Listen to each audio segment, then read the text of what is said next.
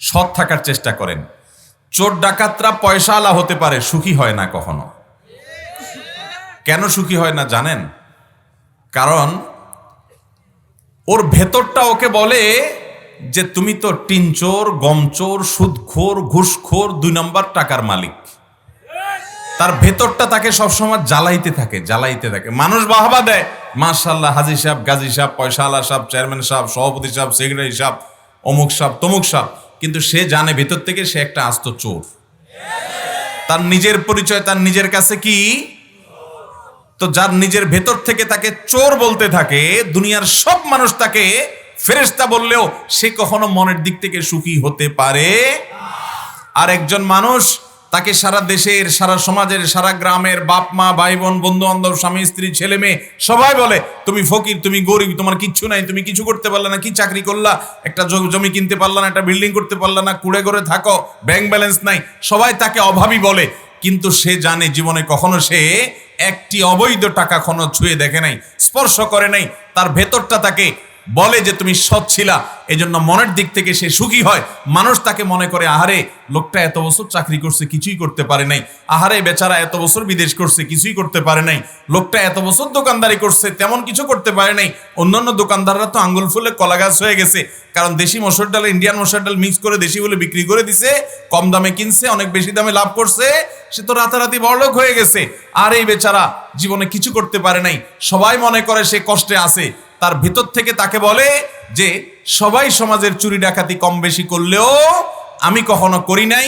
এই যে মনের ভেতর থেকে তার একটা আস্থা, একটা নির্ভরতা, নিজের প্রতি নিজের একটা আত্মতৃপ্তি থাকে যে আল্লাহ আমাকে কখনো অন্যায় পথে পরিচালিত করেন নাই, আমাকে আল্লাহ লোভ থেকে বাঁচিয়ে রেখেছেন। তার ভেতর থেকে এই যে একটা আনন্দ, এই যে একটা তৃপ্তি তার মধ্যে আসে, এই কারণে সবাই তাকে দুঃখী বা অভাবী মনে করলেও সে আসলে সুখী। কারণ তার মন তাকে সেই কথা বলছে যে কথা শুনে সে তৃপ্তির ঢেকুর তুলতে পারে যে আলহামদুলিল্লাহ আমি সৎ থাকতে পেরেছি। সমাজের সাধারণ স্রোত সবাই হারামের দিকে গেছে, আমি বিকল্প পথে আছি, ভিন্ন পথে আছি, সত্যের উপরে থাকার জন্য সংগ্রাম করে চলে গেছি। এই একটি কারণে সে হলো সুখী, সে হলো আসল সমৃদ্ধ মানুষ। এই জন্য যুবক ভাইয়েরা সৎ জীবনযাপন করার প্রতিজ্ঞা করবেন তো ইনশাআল্লাহ। কিন্তু সৎ হতে হলে আগে ভাগে শুনে রাখেন, বউটা যদি লাইন মতো পান তো ভালো, যদি না পান তাহলে কপালে দুর্গতি আছে। কারণ এই বউ আপনাকে রেখে চলেও যেতে পারে, যদি নাও যায় তাহলে নিয়মিত হয়তো আপনাকে খোঁচাবে। আপনার আপন বাপমা পর্যন্ত হয়তো আপনাকে খুব বেশি একটা আদর্শমীয় করবে না, কারণ অন্য ছেলেটা অনেক 2 নম্বর টাকা কামায়, আঙ্গুল ফুলে কলা গাছ হয়েছে, ওনাদেরকে হাওয়ায় দাওয়ায় টাকা পয়সা দেয়, আপনি কিছু করতে পারেন না। আমার মতো মৌলবী সাহেবও আপনাকে হয়তো খুব একটা বাহবা দিবে না, সাইড দিবে না, কারণ আপনার পয়সা কড়ি নাই। কিন্তু বিশ্বাস করেন, যার দেওয়া দরকার সে আরশ আজিমের মালিক ঠিকই আপনাকে গালিচা সম্বর্ধনা দেওয়াবে না আখিরাতে। অতএব সৎ থাকার প্রতিজ্ঞা করবো তো ইনশাআল্লাহ। আল্লাহ আমাদের সবাইকে সেই তৌফিক দান করুন। মোহতারাম হাজরিন, নবী করিম সাল্লাল্লাহু আলাইহি সাল্লামের কাছে এক ব্যক্তি অমুসলিমদের সাথে ছিলেন, রণাঙ্গনে যুদ্ধক্ষেত্রে অমুসলিমদের সাথে ছিলেন। সেখান থেকে ওই ভদ্রলোক, নবী করিম সাল্লাল্লাহু আলাইহি ওয়াসাল্লাম ঈমান তার অন্তরে আগে থেকেই ছিল, কিন্তু প্রকাশ করবার নবীজির দলে ভিড়ার সুযোগ পাচ্ছিলেন না। তিনি যুদ্ধক্ষেত্রে কাফেরদের, অমুসলিমদের, মুশরিকদের ছাগলের রাখালের দায়িত্ব পালন করছিলেন। ছাগল চড়ানোর ভান করে ছাগল সহ নবী সাল্লাল্লাহু আলাইহি সাল্লামের দলে এসে ভিড়ে গেছেন, ছাগল চড়ানোর ভান করতে করতে আগাইতে। এরপরে এসে কালিমা শাহাদা পাঠ করে ইসলাম গ্রহণ করেছেন। তার সাথে ছাগলগুলো আছে কাদের ছাগল? মুশরিকদের ছাগল। নবী সাল্লাল্লাহু আলাইহি সাল্লাম বললেন, তুমি ঈমান এনেছ, আহলান ওয়া সাহলান, মোস্ট ওয়েলকাম, ভালো কথা, কিন্তু তোমার যে সাথে থাকা ছাগলগুলো, এগুলো তো আমাদের শত্রুপক্ষের, শত্রুর সাথে আমাদের লড়াই চলছে, লড়াই চলবে। অন্যায়কে দূরীভূত করার জন্য, বাতিলকে প্রতিহত করবার জন্য, অশান্তি দূর করবার জন্য আমাদের লড়াই করতে হলে আমরা লড়াই করব, ঠিক আছে, কিন্তু তাই বলে তাদের সম্পদ তুমি নিয়ে আসবে এবং সেটা আমাদের সাথে ভিড়ে তুমি এগুলো আমাদেরকে দিয়ে দিবা, তুমি রেখে দিবে, এই আমানতের খেয়ানত তো করা যাবে না। তারা তোমাকে দিয়েছে বিশ্বাস করে, বিধায় তাদের ছাগল তাদের কাছে ফেরত দিয়ে তারপর আমাদের দলে আসো। এর নাম ইসলাম, এর নাম কি ভাই? অথচ আজ আমরা মুসলমানের সম্পদ মেরে খাই। আল্লাহ তাআলা আমাদেরকে আমানতদার হওয়ার তৌফিক দান করুন। নবী করিম সাল্লাল্লাহু আলাইহি সাল্লাম যখন মক্কা বিজয় করলেন, মক্কা বিজয় করার পর মক্কার চাবি নিয়ে, বাইতুল্লাহর চাবি নিয়ে, কাবার চাবি নিয়ে মসজিদে প্রবেশ করলেন। মসজিদে পরিচ্ছন্নতা অভিযান চালালেন, শিরক মুক্ত করলেন। এরপর নবী সাল্লাল্লাহু আলাইহি সাল্লাম ডাক দিলেন, এই চাবি ছিল ওসমান ইবনে তালহা ইবনে আবি তালহার কাছে। ডাক দিলেন, কই সে? তারপরে বললেন, আল্লাহ রাব্বুল আলামিন নির্দেশ করেছেন, ইন্নাল্লাহা ইয়ামুরুকুম আন তুআদ্দুল আমানাতি ইলা আহলিহা। আমানত, যার আমানত তার কাছে পৌঁছে দাও। এই চাবি যেহেতু তোমাদের কাছে নেওয়া হয়েছে, মক্কা বিজয় করেছি আমরা, ঠিক আছে, কিন্তু চাবি তোমাদের কাছেই থাকবে। মক্কার শাসন আমাদের চলছে। নবী সাল্লাল্লাহু আলাইহি সাল্লামের পদতলে গোটা মক্কা চলে এসেছে, কিন্তু তারপরও ওসমান ইবনে তালহা ইবনে আবি তালহা মক্কা বিজয় করার পর তাদের কাছে থাকা চাবিটা নিয়ে তিনি দরজা খুলেছেন, কিন্তু এই চাবি কাবার চাবি থাকবে, এটা একটা গৌরবের ব্যাপার। কিন্তু সেই চাবি পর্যন্ত নবী সাল্লাল্লাহু আলাইহি সাল্লাম নিজেদের কাছে রাখেন নাই, যার কাছ থেকে নিয়েছেন তার কাছে আবার ফেরত দিয়েছেন। এর নাম হলো ইসলাম। ক্ষমতা আছে তাই বলে সে দাপট দেখায় না, 2 নম্বরই করে। আল্লাহ তাআলা আমাদেরকে সেরকম নেককার আমানতদার মানুষ হওয়ার তৌফিক দান করুন। ভাইরা আমার, নবী করিম সাল্লাল্লাহু আলাইহি সাল্লামের এই আদর্শের অনুসরণ করেছেন যুগে যুগে আল্লাহর প্রিয় বান্দাগণ, আল্লাহর নেককার বান্দাগণ, আমাদের পূর্বসূরি মনীষীগণ। আজ সেটা আমাদের মধ্যে নাই। নবী করিম সাল্লাল্লাহু আলাইহি সাল্লামের আরেকটা বিশেষ গুণ, যেটির অভাব আজ প্রচন্ড রকমের চলছে, সেটা হলো তিনি বিনয়ী ছিলেন। তার একটা বিশেষ গুণ ছিল, তার মধ্যে বিনয় ছিল। তিনি কখনো অহংকার করতেন না। আমরা তো আজকাল একটু টাকা পয়সা হলে, একটু পদ পদবি পেয়ে গেলে, একটু পাওয়ার পেয়ে গেলে, একটু পড়ালেখা করলে, একটু চেয়ার পেয়ে গেলে, একটু পরিচিত হয়ে গেলে, বিভিন্ন কিছুতে একটু অবস্থান হয়ে গেলে দেখা যায় যে আমরা ধরাকে আর সরা জ্ঞান করি না, ধরাকে আমরা সরা জ্ঞান করি এবং অহংকারী হয়ে যাই। আছে না নাই? আল্লাহ রাব্বুল আলামিন আমাদেরকে বিনয়ের গুণটি অর্জন করার তৌফিক দান করুন।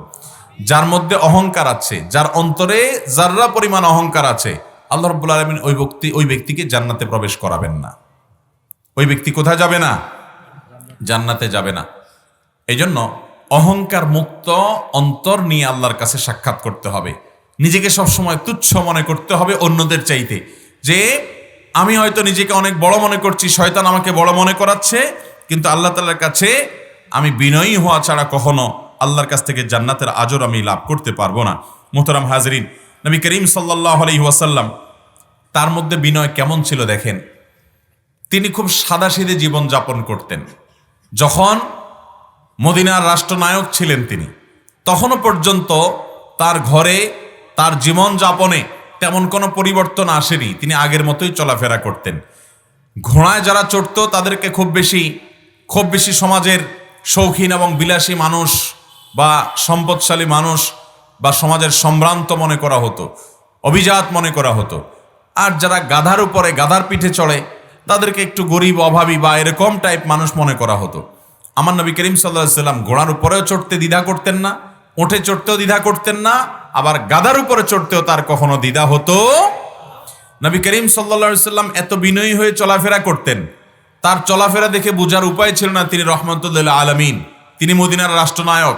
বাহির থেকে আসা রাষ্ট্রদূতেরা, অমুসলিমদের পক্ষ থেকে প্রতিনিধি হিসাবে যারা আসতেন, তারা এসে রীতিমতো সাহাবীদেরকে জিজ্ঞাসা করতেন, মান মুহাম্মদ ফিকুম, তোমাদের মধ্যে মুহাম্মদ লোকটা কে? কারণ তার হাবভাব দ্বারা বোঝা যেত না। আমাদের মধ্যে এখন যদি নেতাগোতা মানুষ থাকে, তাহলে ওই নেতাটাকে চেনার জন্য কাউকে জিজ্ঞাসা করা লাগবে? 100 জন মানুষের মধ্যে নেতা সাহেবও আছে। নেতা সাহেবের হাঁটার স্টাইল, বসার স্টাইল, হাবভাব দেখলে যে কোনো মানুষ, এমনকি ছোট বাচ্চাও বুঝে ফেলবে উনি নেতা সাহেব। ঠিক না বে ঠিক? কারণ ভাবসাবই অন্যরকম হয়ে যায়। আর আমার আপনার প্রাণের নবী সাল্লাল্লাহু আলাইহি সাল্লাম, তিনি এত বিনয়ী ছিলেন যে তার চলাফেরা দেখে বোঝার উপায় ছিল না যে সাধারণ মানুষের মধ্যে নবী বা রাসূল বা নেতা লোকটা কে। এটা তাকে খুঁজে বের করতে হতো। যারা অচেনা মানুষ, তারা জিজ্ঞেস করা লাগতো, তাকে চেনা যেত না। সাল্লাল্লাহু আলাইহি মুহতারাম হাজরিন, নবী সাল্লাল্লাহু আলাইহি সাল্লাম নিজের কাজ নিজে করতেন। আমি নবী, আমি রাসূল, আমি নেতা, আমি রাষ্ট্রনায়ক, এরকম কোনো ভাব তার মধ্যে ছিল না। তিনি বাসায় ঘরোয়া কাজ কামে শরিক হতেন, স্ত্রীদের সাথে রান্না বাড়া অন্যান্য কাজ একান্ত কাজ করতেন, নিজের জামা কাপড় নিজে সেলাই করতেন এবং জুতা সারতেন, এবং তিনি সবসময় বিনয়ী থাকতেন। নবী করিম সাল্লাল্লাহু আলাইহি ওয়াসাল্লাম তিনি ছোট ছোট বাচ্চাদের সাথে খুনসুটি করতেন, তাদের সাথে রসিকতা করতেন, তাদের খেলার সাথী হয়ে যেতেন, তাদের সাথে মিশে যেতেন। কখনো নবী করিম সাল্লাল্লাহু আলাইহি ওয়াসাল্লাম অহংকার করে ভাবসাব নিয়ে চলাফেরা করতেন না। আজকাল আমাদের সমাজের প্রত্যেকটা লোক কম বেশি এই রোগের রোগী। যার কিচ্ছু নাই তারও একটা আছে যে শরীরের মধ্যে এক ধরনের ভাব চলে আসে, কোন একটা কিছু তার হয়তো আল্লাহ তাআলা দিয়েছেন, এটা দিয়ে সে ভাবসাব করে। কারোর সাথে ভাবসাব দেখাইতে পারে না, তো অন্তত বউয়ের সাথে ভাবসাব দেখায়। আছে না নাই? কারোর সাথে ভাবসাব চলে না, তো অন্তত ঘরে গিয়া ভাবসাব জাহির করে। আছে না নাই? শ্বশুর বাড়িতে গিয়ে ভাবসাব জাহির করে অন্তত। আছে না নাই? বলেন। আল্লাহ তাআলা আমাদেরকে বিনয়ী হওয়ার তৌফিক দান করুন। নবী করিম সাল্লাল্লাহু আলাইহি ওয়াসাল্লামের আরেকটা বিশেষ গুণ ছিল ভাই, ধৈর্যশীলতা, সহনশীলতা। এত সহনশীল ছিলেন, এত ধৈর্যশীল ছিলেন যে তার জীবনের সহনশীলতার ঘটনাগুলো যদি আমরা বলতে যাই রাত শেষ হবে। তার জীবনের সহনশীলের ঘটনা বলে শেষ হবে না। আপনি চিন্তা করুন, মক্কার মুশরিকরা তাকে অত্যাচার করে নিপীড়ন করে তার মাতৃভূমি থেকে বের করে ছেড়েছে। শুধু তাকে না, তার সাথে থাকা সাহাবীদেরকে। তিনি মদিনায় চলে যেতে বাধ্য হয়েছেন নিজের মাতৃভূমি ছেড়ে। সেই মাতৃভূমি জয় করার সুযোগ পেয়েছেন বিশাল বড় বাহিনীর সাথে নিয়ে, সশস্ত্র বিশাল বড় বাহিনী এনে একরকম বলতে গেলে প্রায় বিনা রক্তপাতে গোটা মক্কা বিজয় করে ফেলেছেন। সমস্ত শত্রুরা যারা সীমাহীন কষ্ট দিয়েছে, জুলুম করেছে, সেই পাপিষ্ঠরা সবাই তার পায়ের কাছে এসে পড়েছে। এইভাবে আল্লাহ তাআলা তাকে গৌরবের বিজয় দিয়েছেন। কিন্তু নবী করিম সাল্লাল্লাহু আলাইহি সাল্লাম একটা লোকের কাছ থেকেও প্রতিশোধ নেওয়ার মানসিকতা তিনি লালন করেন নাই। বলে দিয়েছেন, লা তাসরিবা আলাইকুমুল ইয়াউম, যাও আনতুমুত্তুলাকা, তোমরা সবাই মুক্ত, কারোর প্রতি কোনো জেদ আমার নাই, কোনো প্রতিশোধ নেওয়া হবে না, সবাইকে সাধারণ ক্ষমা। কলিজা দেখেছেন? আপনি আমি যদি কেউ আমাদের প্রতি অবিচার করে, নিপীড়ন করে, আর আল্লাহ আমাকে পাওয়ার দেয়, ওরে আমার অধীনে করে দেয়, হাতের নাগালে এনে দেয়, তো মাফ করলেও দু চারটা থাপ্পড় দিয়ে তারপর তো মাফ করতাম। ঠিক না বে ঠিক? নবী সাল্লাল্লাহু আলাইহি সাল্লামের ধৈর্য এবং সহনশীলতা দেখেন। ভাইরা আমার, ওই যে শুরুতে বলেছি, মুসলমান আখলাকে মুসলমান হতে হবে, শুধু ইবাদতে মুসলমান হলে হবে না। ইমানে মুসলমান তো হতেই হবে, ইবাদতে মুসলমান হতে হবে। আখলাক এবং আমাদের চরিত্রে, কর্মকাণ্ডে, আচরণেও আমাদেরকে কি হতে হবে? মুসলমান হতে, মুসলমানকে সহনশীল হতে হবে, মুসলমানকে বিনয়ী হতে হবে, মুসলমানকে আমানতদার হতে হবে। প্রিয় নবী সাল্লাল্লাহু আলাইহি সাল্লামের সহনশীলতার যে দৃষ্টান্ত ছিল, আপনি অবাক হবেন। অনেকে ঘটনা শুনেছেন হয়তো একাধিকবার জীবনে। এক বেদুইন এসে নবী সাল্লাল্লাহু আলাইহি সাল্লামের মসজিদে পেশাব করে দিয়েছে। শুনছেন না এই ঘটনা আপনারা? অনেকে মসজিদে এসে পেশাব করে দিয়েছে। কে?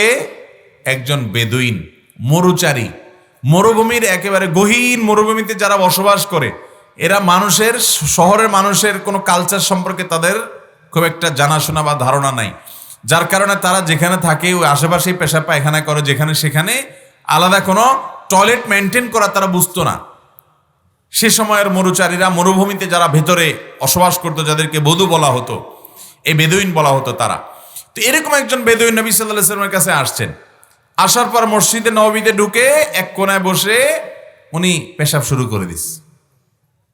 সাহাবীরা সবাই তো ধমক দিয়ে হাতারাতা গোছানো শুরু করছেন, আরে মসজিদে পেশাব করতেছে, বেটা বেয়াদব। নবী করিম সাল্লাল্লাহু আলাইহি ওয়াসাল্লাম বললেন সাহাবীদেরকে, দাউহু লা তুজরিমু, তাকে ছেড়ে দাও, তাকে ধমক দিও না তোমরা, পেশাব করতে দাও তাকে। দেখেন, মসজিদে পেশাব করতেছে, নবীজি বলতেছে কি করো? তাকে পেশাব করতে দাও, ধমক দিও না। কারণ ধমক দিলে এখন হঠাৎ তো সে পেশাব বন্ধ করে ফেললে অসুখ হয়ে যাবে, পেশাবের রোগময় হয়ে যাবে। নবী সাল্লাল্লাহু আলাইহি ওয়াসাল্লাম তাকে পেশাব করতে দিলেন। লোকটা পেশাব করলেন। পেশাব করার পর নবীজি সাল্লাল্লাহু আলাইহি ওয়াসাল্লাম তাকে ডাকলেন, কাছে আনার পর এরপরে বললেন, ভাই, এই যে মসজিদ আমাদের, এই মসজিদ আমরা নির্মাণ করেছি আল্লাহর ইবাদতের জন্য। এটা আল্লাহর ঘর, আমরা এখানে শুধু ইবাদত করি। আর পেশাব পায়খানা করার জন্য, মলমূত্র ত্যাগের জন্য আমরা আলাদা টয়লেট বানাই দূরে, সেখানে গিয়ে আমরা মলমূত্র ত্যাগ করি। এই যে ঘরে আমরা থাকি ইবাদতবন্দি করি সেখানে আমরা মলমূত্র ত্যাগ করি না। এই শহরের কালচারটা তাকে সুন্দর করে বিনয়ের সাথে বুঝাই দিলেন। এবং যেহেতু সে পেশাব করছে, এটা তারে দিয়ে পরিষ্কার করানোর কথা, নবীজি বললেন না, অন্য একজনকে বললেন পানি নিয়ে আসো এক বালতি, এনে পেশাবে ঢেলে পরিষ্কার করো। যেহেতু লোকটা বাহির থেকে আসছে, বুঝতে পারে নাই তিনি মেহমান, অতএব তাকে কষ্ট দেওয়া যাবে না, তাকে ডেকে এনে সুন্দর করে নম্রতার সাথে বুঝাই দিলেন। আর অন্য একজনকে দিয়ে বললেন যে তুমি একটু সব হবে, যেহেতু আরেকজনের খেদমত করলে, তুমি খেদমত করো, সেবা করো, তুমি পরিষ্কার করো। তার পেশাবটা তাকে দিয়ে পর্যন্ত পরিষ্কার করালেন না, ধমক দিতে সাহাবীদেরকে নিষেধ করলেন, ডেকে এনে সুন্দর করে বুঝাই দিলেন। লোকটা তো অবাক হয়ে গেছে, আরে মানুষ এরকম ফেরেশতার মতো আচরণ করতে পারে? আমি এত বড় ভুল করলাম, যেখানে পেশাব করার জায়গা না সেখানে করে দিলাম, লোকটা আমাকে ধমক না দিয়া, আমাকে দিয়ে পরিষ্কার না করায়া, উল্টে আমাকে এত সুন্দর করে বুঝাই দিল। তিনি খুশির চোটে, ওই যে বেদুইন মানুষ, মরুভূমির মানুষ, শিক্ষিত না, বুঝে না কিছু, তিনি আবেগের চোটে বললেন আল্লাহুম্মা রহমনি ওয়া মুহাম্মাদা ওয়ালা তারহাম মা'ানা আহাদা। ঈমান আনছেন নবীজির আচরণে, আখলাক দেখে ঈমান আনছেন। এরপরে বলতেছে আল্লাহুম্মা রহমনি ওয়া মুহাম্মাদা ওয়ালা তারহাম মা'ানা আহাদা।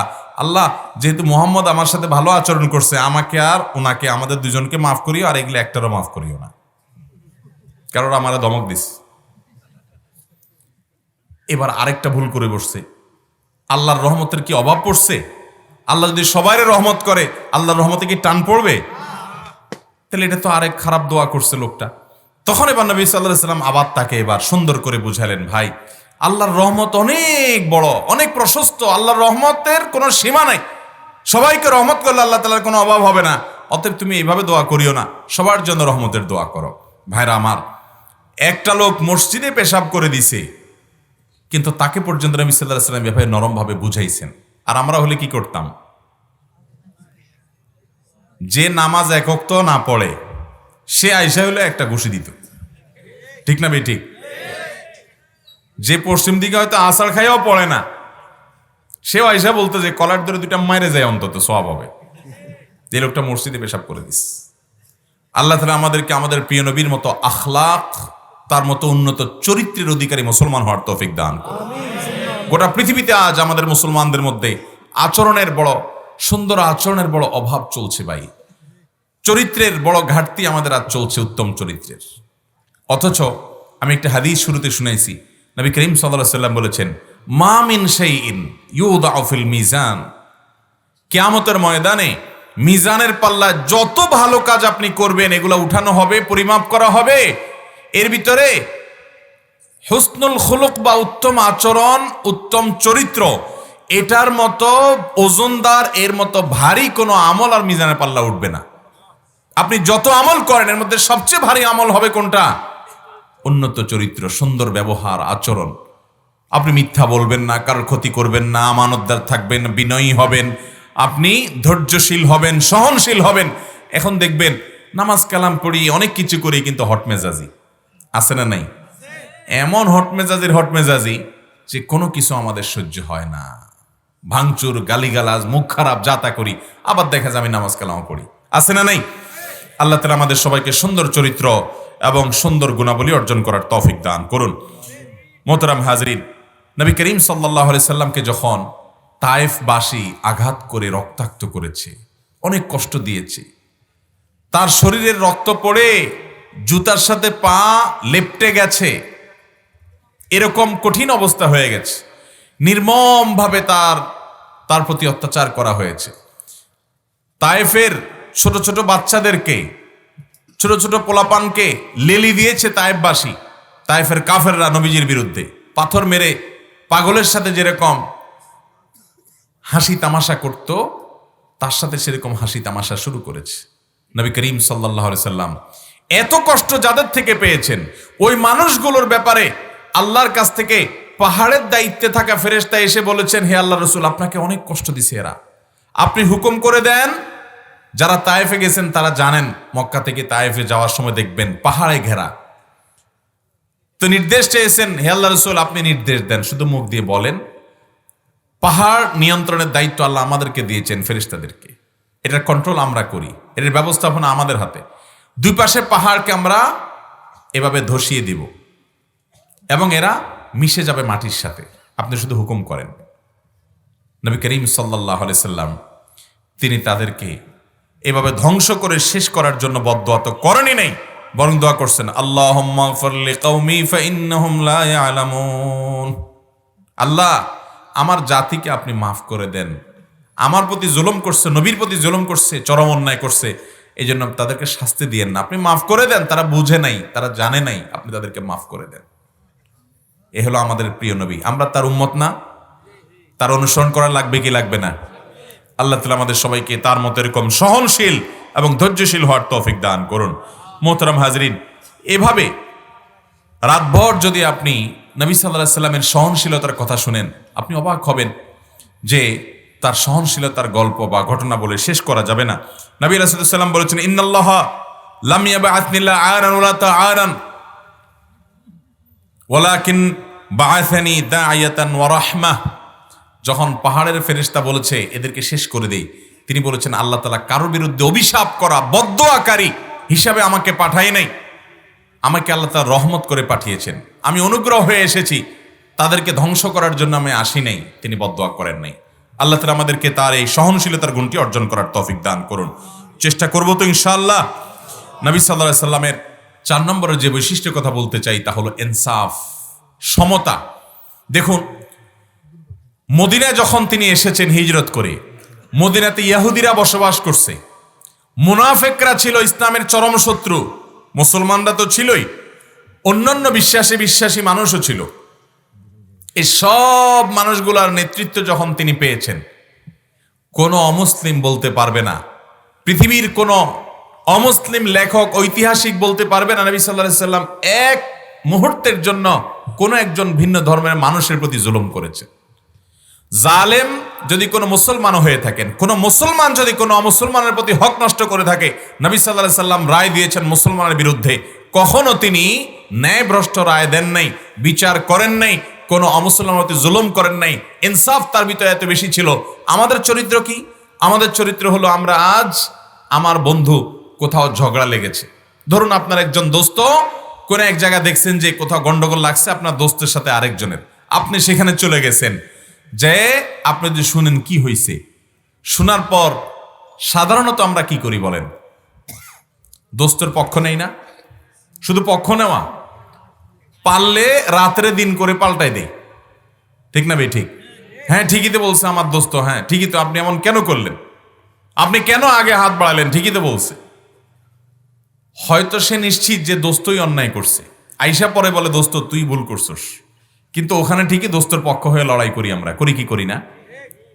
অনেক সময় দেখা যায় দোস্ত না, গন্ডগোল লাগছে, কিন্তু আপনার সাথে যার শত্রুতা আছে, আপনার সাথে যার ভিন্ন মত আছে, তারা দেখছেন কোথাও গন্ডগোলে পড়ছে, এবার আপনি চান্সে শত্রুতা উদ্ধার করার জন্য অযথাই না জেনেই আপনার এই শত্রু লোকটার বিরুদ্ধে আপনি দাঁড়ায়া ওখানে পণ্ডিতি করা শুরু করলেন।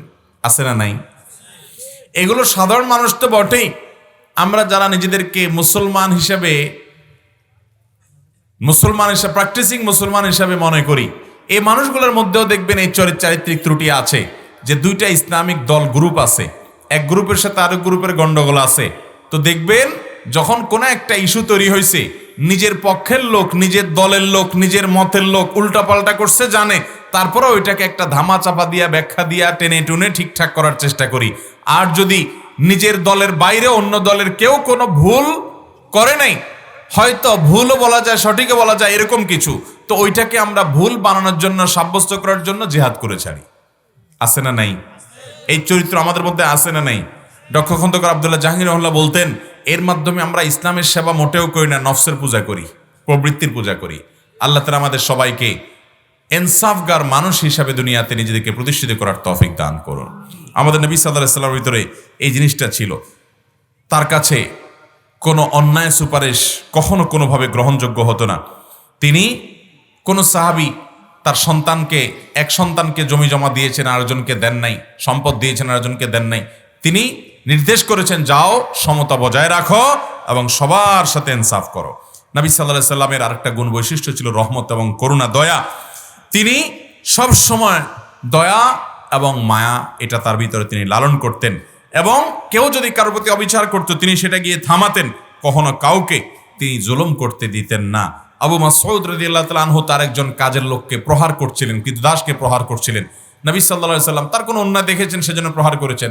নবী সাল্লাল্লাহু আলাইহি সাল্লাম পেছন থেকে গিয়ে তাকে বললেন, তুমি তোমার এই কাজের লোকটার উপরে জুলুম করার যে ক্ষমতা রাখো, আল্লাহ তাআলা তোমার উপরে এর চেয়ে বেশি ক্ষমতা রাখেন। অতএব আল্লাহকে ভয় করো এবং তার প্রতি রহম করো। এভাবে নবী সাল্লাল্লাহু আলাইহি ওয়াসাল্লাম সর্বতি রহম এবং দয়া প্রদর্শন করতেন। এই গুণটা আমরা অর্জন করার চেষ্টা করব তো ইনশাআল্লাহ। নবী সাল্লাল্লাহু আলাইহি ওয়াসাল্লামের আমানতদারিতা, তার বিনয়, তার সহনশীলতা, তার ইনসাফ, ন্যায় বিচার এবং তার দয়া মায়া, এই 5টি গুণ আজ মুসলমান হিসাবে আমরা যদি অর্জন করতে পারি, তাহলে আল্লাহর কাছে সবচেয়ে শ্রেষ্ঠ এবং সবচেয়ে ভালো মুসলমান আমরা হতে পারবো। চেষ্টা করবো তো ইনশাআল্লাহ সবাই। আল্লাহ তাআলা আমাদের সবাইকে এই 5টি গুণের প্রতিটিকে পরিপূর্ণভাবে আমাদের মধ্যে অর্জন করার তৌফিক দান করুন। এই 5টা গুণের কথা যে আমরা শুনলাম, জানলাম, বললাম, আসুন এবার বসে বসে মনে মনে মিলাই যে আমার কাছে কোনটা লিকেজ আছে, দুর্বলতা আছে না নেই? এই দুর্বলতা আছে না আমরা সবাই ফেরেশতা? তাহলে আমরা প্রতিজ্ঞা করি আসলে এই মাহফিল থেকে যে ইনশাআল্লাহ এই মাহফিল থেকে এই বদঅভ্যাসটা ছাড়ার প্রতিজ্ঞা নিয়ে আমি যাব এবং আমি নিজেকে পরিশুদ্ধ করব, সংশোধন করব, চেষ্টা করব তো ইনশাআল্লাহ। তাহলে ইনশাআল্লাহ আমাদের মাহফিল আয়োজন সার্থক হবে, সফল হবে। আল্লাহ তাআলা আমাদের সবাইকে তৌফিক দান করুন।